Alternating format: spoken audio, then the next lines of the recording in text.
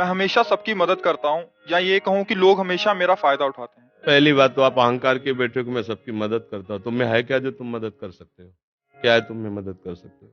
न तुम्हारे में बुद्धि है, न बल है, न इतने बड़े धनी हो, कुबेर का खजाना तो है नहीं, और बुद्धिमान ब्रह्मा वाली बुद्धि तो है नहीं।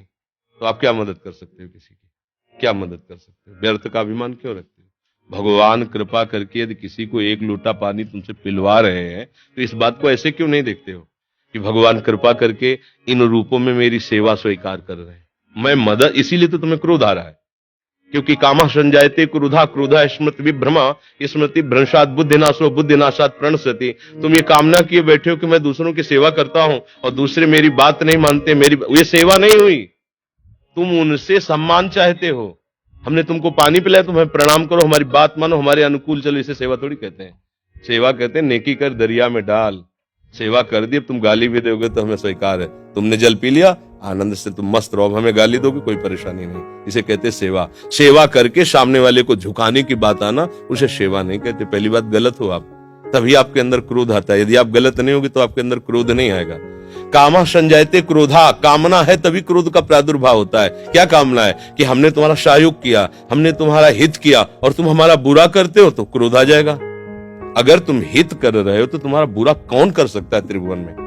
किसी की ताकत नहीं। हमारा कर्म ही बुरा हमारे सामने आता है। जैसे हम अभी वर्तमान में वो पाप नहीं किए जिसमें हमारे ऊपर ब्लेम लगाया गया है, इस समय तुम बिल्कुल निर्दोष हो, लेकिन वो दोष जो तुमने गुप्त रूप से किया तुम्हें बख्शेगा नहीं। तुम लाख जगह रो, लाख जगह तुम प्रार्थना करो, वो तुम्हें दंड दे के रहेगा। कर्म बड़ा बलवान होता है। तो पहली बात तो ये छोड़ो कि आप किसी का हित करते हो, बात ये सोचो कि भगवान कृपा करके हमसे हित करा रहे हैं, और किसका? वही इन रूपों में आ रहे हैं। आप उनको मनुष्य समझकर, अपने को बड़ा समझकर, फिर दोष हो जाएगा। शास्त्र की बात मानो।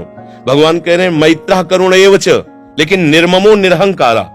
सबसे मित्रवत व्यवहार करो, ममता न करो, सबको सुख प्रदान करो, लेकिन अहंकार न करो। ये अहंकार ही तो क्रोध रूप में परिणित हो रहा है भैया। दोष को खुद पकड़े हुए हो, दूसरों पे दोष देखते हो, कैसे सुधार होगा? बात सुनो, यहां मुंह छुपरी बात नहीं होगी। तस्मात् शास्त्रम प्रमाणम ते कार्याकार्यो व्यवस्थितो। सही बात सुनने के लिए भी छाती में बल चाहिए। बोलने की तो बात जाने दो, सही बात सुनने के लिए हमारे अंदर बल चाहिए। अगर तुम इस बात को सुन ले, समझ गए, तो तुम गृहस्थ में रहते हुए भी महाशक्तिशाली बन सकते हो। पर आज हम क्या है कि शक्ति खुद अपनी खो रहे हैं, इसीलिए क्रोधित हो रहे हैं। कमजोर क्रोधित होता है, बलवान क्षमावान होता है। बलवान क्रोधित नहीं होता है, कमजोर को क्रोध आता है, कामना युक्त को क्रोध आता है। हम दूसरे का हित कर रहे हैं, ये अहंकार है। हम एक यंत्र हैं, भगवान यंत्री हैं, वो जैसा हमसे करवा रहे वैसा हो रहा है। हमें ये भावना रखनी है, हम करने लायक हैं। एक श्वास भी नहीं ले सकते इस तरह में, ऐसे भी नहीं कर सकते। अगर वहां से ऑफ हो जाए तो तुम एक श्वास नहीं ले सकते, फिर क्या होगा?